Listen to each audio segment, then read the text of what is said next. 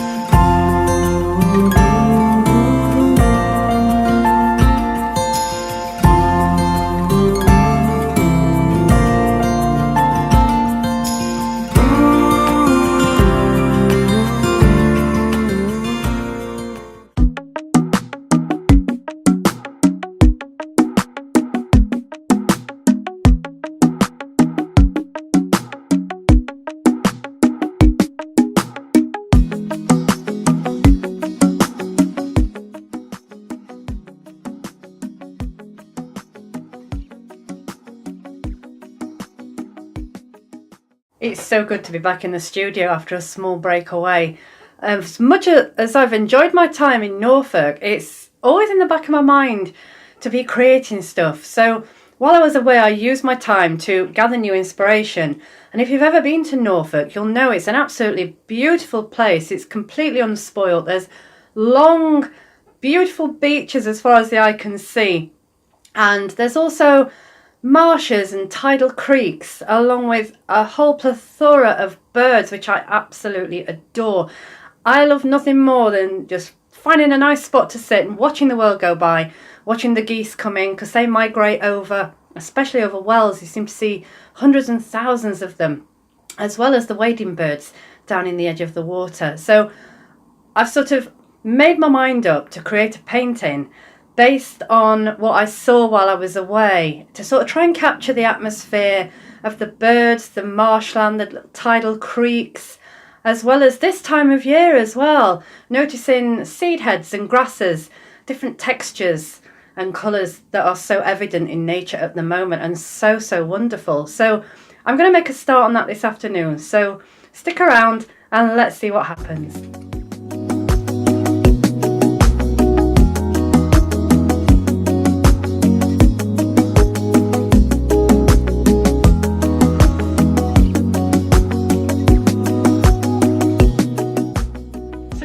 I've chosen to work on a wooden panel. Now I sourced these at Jackson's Art, which is an online art business, and I don't think they're super expensive. They do so many different sizes as well. This one is a 30 by 30 centimetre square, and it's also got a lovely deep edge. I think that's about five centimetres deep. And at the end of the picture, when I've finished painting the picture, I'll actually render the sides of that as well in a nice complementary colour, so it sets off the artwork. That means you don't always have to go and frame your paintings either. If you've got the painted edges, it can be hung as it is and look absolutely fantastic. So the reason I've chosen to work with a wooden panel today is because I know I'm going to be adding some detail using very fine brushes. And I've found over the years that these wooden panels are so good at capturing detail. With a canvas, the smaller you go with a canvas, you'll find that the texture and the undulations in the surface of a canvas can sort of sap away the detail, and it's easily lost, especially the smaller and smaller you go. So I do like working on canvases, but I tend to sort of save those for bigger pieces.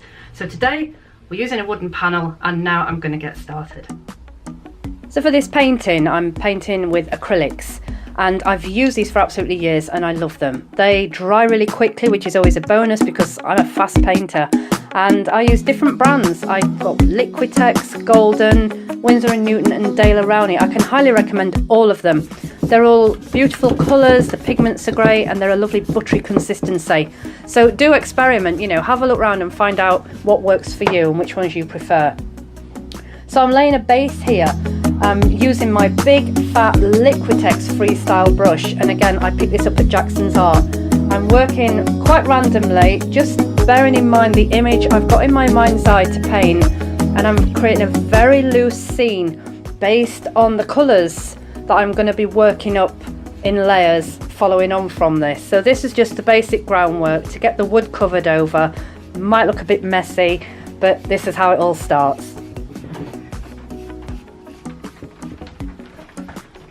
I like to add texture as well using a dried off brush. I'm still working with the freestyle brush, which I've just sort of daubed off on a bit of kitchen towel, and I really like the effect that this gives.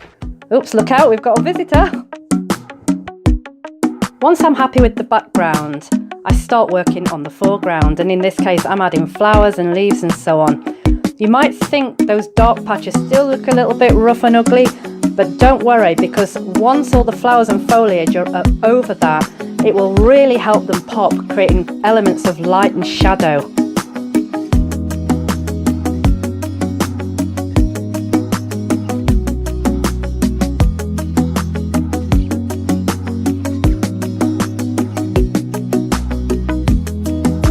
So for this part of the work, I like to use a very fine brush to capture that detail that I spoke about earlier. And I'm using a number 1 Escoda brush here from the Primera series. They're really good brushes and hold the point really, really well.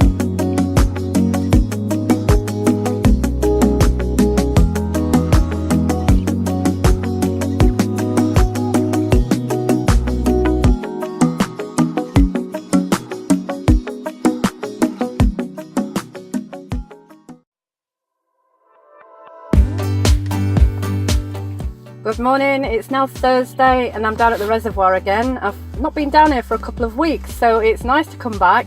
All the trees have turned colour again, and there's all these amazing yellows and reds and golds. So brought a podcast. I'm going to have a nice gentle walk through the woods this morning. Feeling a little bit groggy, so nothing too strenuous, but just soak up the colours and the scenery and listen to the podcast, and then all being well, I'll be fit and raring to go for this afternoon because I'm on with Christmas.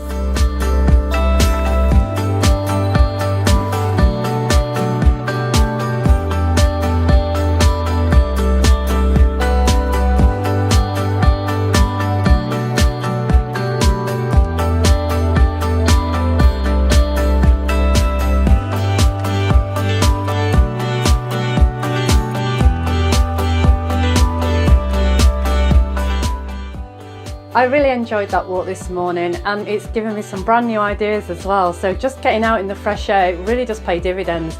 Anyway, I'm back in the studio for the afternoon, and I'm on with some Christmas decorations, which I'll be sharing with you in the next vlog. So stay tuned, subscribe below if you want to keep in touch with what I'm doing. But for now, that's it from me. Back to the drawing board. I'll see you soon. Thanks for watching.